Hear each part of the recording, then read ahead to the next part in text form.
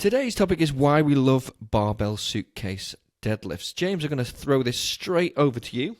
Why do you love barbell suitcase deadlifts? Because they're a form of deadlift that people don't do, never do, and it's one of the best athlete building strength exercises that we have at our disposal.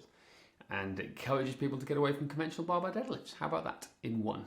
Good enough? That's great. We won't go into why we don't think people should do conventional barbell deadlifts. I think we've spoken about that before. Potentially leave that for another episode. But yeah, by the way, we're not saying go and do barbell suitcase deadlifts just like that. There is a progression. Start with kettlebells or dumbbells, whatever, and work your way up. But first of all, you got to own the hinge, right? Mm-hmm. It's a full expression of the movement, and I think, I'll be honest, one of the reasons why I love it so much is it has a limiting factor on it. So with a normal barbell, the barbell always wins. You add load on, you keep adding load on until you go pop, basically, because the barbell ain't going to go pop. You will go pop at some point. So that always happens. So you got to remember that. But with the suitcase barbell deadlift, there's a limiting factor in the form of your grip, right? And your grip becomes that limiting factor. And we also see limiting factors across other strength exercises where your grip is holding you back. So for me, the suitcase barbell deadlift works the three key areas: your core, your grip, and your glutes, basically. And together they combine it. They literally combine the three of them in a great, offsided. It's brilliant. It's just absolutely amazing. I can't even think of the words right now. I'm just trying to think off the top of my head. It's a great anti-rotation exercise. And when you get the sort of levels right, you'll see that other lifts will start to improve as well, particularly your standard conventional deadlift without even doing it. Because a lot of people struggle with the grip, and when they go to the barbell suitcase deadlift, it becomes very humbling very quickly. And it teaches the body to get tense and tight all in one to apply it to whatever exercise you want to do and to be able to lift it, basically, because the bar just tips up and down if you haven't got it right. So, big fan. Yeah, well, exactly. It reinforces good hip hinge mechanics, because if you don't have good hip hinge mechanics, as you say, you're going to get the barbell tipping all over the place. Maybe one hip comes up slightly before the other one, and you're going to struggle to keep that barbell level. So even if you were doing it with an empty bar and bumper plates on it, so you're not really starting with any weight at all, it's great for practicing the hip hinge movement in itself. Yeah. Really is, and you bring it back to basics again. I love the suitcase deadlift. I love suitcase carries. It's all part of this family. It's a progression all the way up to this level. So again, it's a more advanced. It's a layer 3 test with what we do. So that's a really important thing. And if you're going to go on specifics in the testing, we're looking for 75% body weight in each hand for 5 reps. Right? That's a really important stat to go with. And you may think, oh my God, that's too hard. It isn't when you practice it and you earn the right to go up there. Okay? So just bear that in mind. But we don't ask people to go straight away because there's so many moving parts to it. I've also seen people hurt their backs with this because, like you said, their hips go all over the place.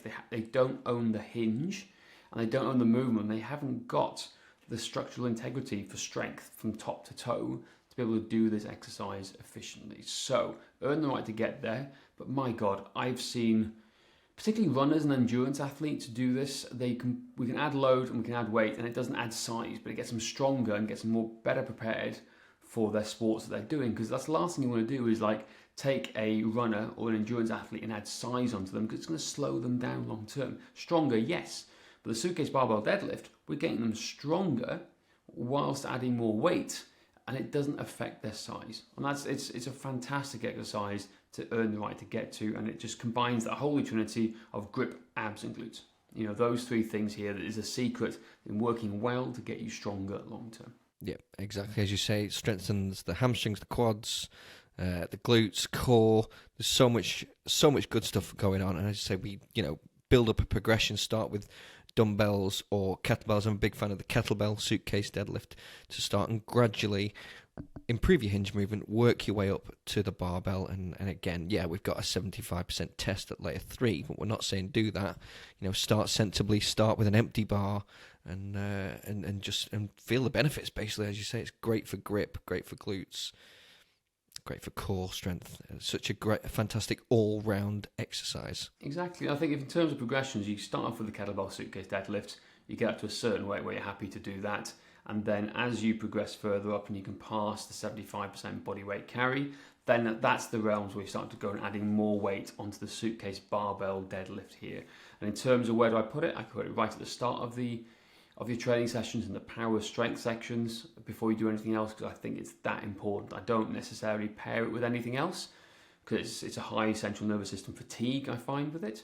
So you put it right at the start of your training program, put it in there. And again, I'm not doing it for heavy reps.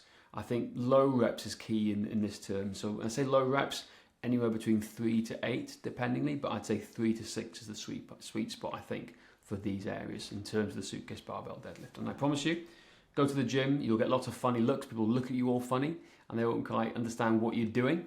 And they'll try and give it a go. What do you say? What the heck are you doing? Well, I see it all the time. They literally, like sometimes I'll walk away and like I'll deliberately not clean the bar up in the commercial gym, and I'll see people try and give it a go afterwards. And you should see the faces they pull when they look and go, "Wow, what's going on here?" They thought this was going to be easy. So it's a fascinating experiment to see, but particularly in commercial gyms where they have no idea what you're doing, it gets just funny looks from around it because you're not doing the usual hip thrusts or bicep curls, basically.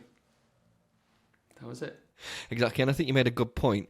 Passing the 75% body weight carry test before you start working on the barbell Suitcase deadlift, because again, you've got good grip strength, good postural stabilization, lots, good core strength before you go anywhere near the Suitcase deadlift, especially if you want to start building up the weight, of course. Yeah, because that's where, because when it gets heavy, that's where things go wrong, and people always forget that. And because of the offset environment, and because of the God, I can't even think straight today. Anti-rotation element to this. I can't think. It literally, that element here now, if you don't get it right, it can put things into shifts and you can feel a bit of a twinge here and there. That's why you need to own movement first, own your strength, and then progress to the barbell Suitcase deadlift later. But throw it into your programs, get people doing this, get particularly endurance athletes, get them doing this 2 to 3 times a week, and you're golden. It's your golden ticket to improving them as an athlete, I promise you. Yeah, I was going to say, because we've had good success, just before we wrap up, with doing this with runners who are capable of this movement, of course. It's really great carryover to their sport. Exactly. There you go.